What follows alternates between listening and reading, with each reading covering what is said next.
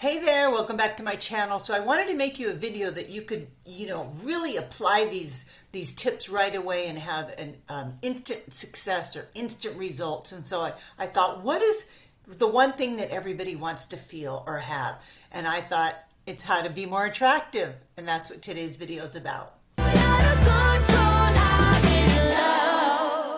Okay, so I talk to women all week long in my Facebook groups, on YouTube. I'm replying to comments, and I have private clients that I work with. And one of the things that always comes up is just not feeling confident or comparing themselves to other people. And so I thought, how can you be more attractive? I mean, you are who you are, you've got what you've got, but I think that there's qualities that we can really cultivate in ourselves that will make us more attractive. So let's start with the first tip that I'm going to give you on how to be more attractive, and that's to remain composed. I think that it's so important to make sure that we're not becoming emotional, especially when we're talking with men on dates, just in general.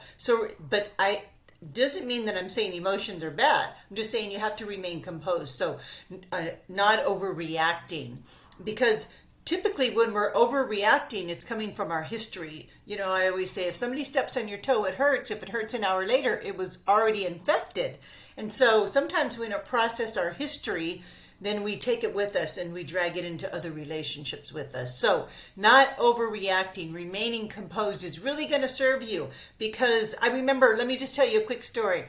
When I was dating Michael, we went to dinner with friends, and one of the friends was making a point, and he was holding a glass of red wine in his hand, and I happened to be wearing a white jacket and white pants and a white blouse underneath, and he was making a point, and he went to toast, but somehow, I don't know what happened, but his drink got more momentum, and so the wine kind of went up and went out, and it just covered me.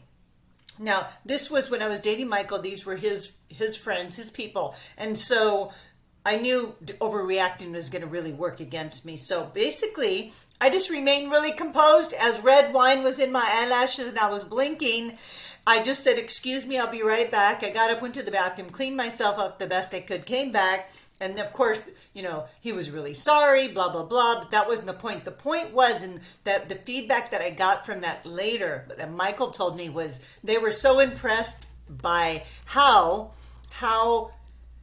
calm that I was and how calm I remained, even though I was sitting there with red wine dripping down my face, all over my white clothes.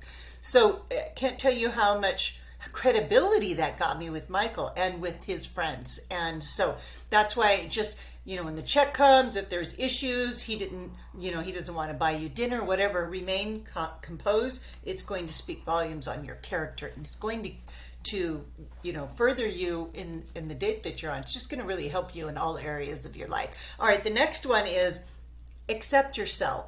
Self-acceptance is so powerful. You are a unique woman. There's no one in the whole world like you, and so stop comparing yourself to others and accept yourself, because your individuality, when you become more of an individual, you become more authentic, more genuine. People trust you. People trust authentic people because they know where they stand with them. So the more that you can accept your unique qualities, your differences, the way you look, the way you sound, the way you talk, the more it's going to come across is confidence. And that is something that men find really attractive. And don't you just find that attractive? You see a woman and she's, just different than you, and she's just all confident and she's into her own business, and it's like, you just love that. You're just drawn to it. And that's because she has come into this level of self-acceptance. And that's really attractive, like I said. Now, the next tip, and I hope this doesn't ruffle too many feathers out there, but stop being too nice. Stop being too nice. Not so nice, but too nice. So we're all conditioned to be a good girl. Be a good girl and you'll get a treat. You'll get a reward. So we learn from the very beginning that if we are good, then we're going to get rewarded for that. So we start to learn to become really nice. That means we don't honor our own boundaries. We put others before us. We turn into doormats. We're too agreeable. We want to be liked more than we like ourselves or a situation. And that makes us, especially women, makes us being too nice. And it's a big turn off for men. And I really don't want you. Now, if you have issues or challenges around any of this that I'm talking about, or if you just historically been too nice, it would be a sign that you have weak boundaries. But don't feel bad about that. Boundaries are something that you can learn and I can teach you. I don't know if you realize this or not, but I have space in my private coaching practice. And so if you're interested in talking to me about private coaching, check out the link in the box below. It'll send you to a page. It'll give you more information and you can get on my calendar. We can have a conversation about helping you clear up some of these challenges you might be facing, not giving you the results you want when you have weak boundaries. That signals a weak self-esteem, and it definitely pushes men away.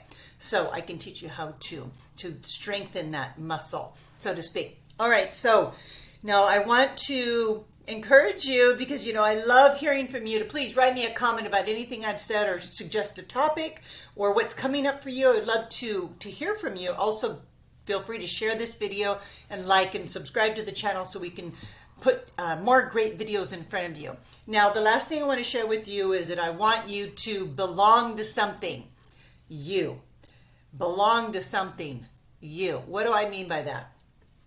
When a woman walks in a room, or a man for that matter, but everybody kind of turns and looks at them and they just seem so confident and they seem so like they just feel like they are deserving, they're worthy. And so what that quality is that person, man or woman, whoever has that quality that you've seen before, it's that they belong to themselves. You belong. You belong in any room you walk in. You belong online looking for your soulmate if that's what you're doing. You belong. But it has to start with you. That kind of level of self-worth and self-acceptance and self-love comes from you knowing you and you doing that internal work so that you're more intimate with yourself. That's how you feel like you belong, that you're deserving. There's this saying like, how good can I stand it? How good can you stand it? Sometimes we don't achieve the things we want in life because we don't think that we deserve it. And so the way that you can have that quality of belonging, where you don't have to bring anything else to the equation, because when you belong in here, you're not looking externally for any more approval. You're not looking to others for answers. You ask the right questions to yourself. That's what self-intimacy is all about. So get on that path so you can be and feel and come across as more attractive, because that's what men are looking for, and it's also going to serve you in other areas of your life. All right, I hope you enjoyed this video, and I'll see you next week. Take care. Let me feel your love again, 'cause I've been running round in circles screaming out your name. Take me to a different place, just the two of us, and we can stay up all night.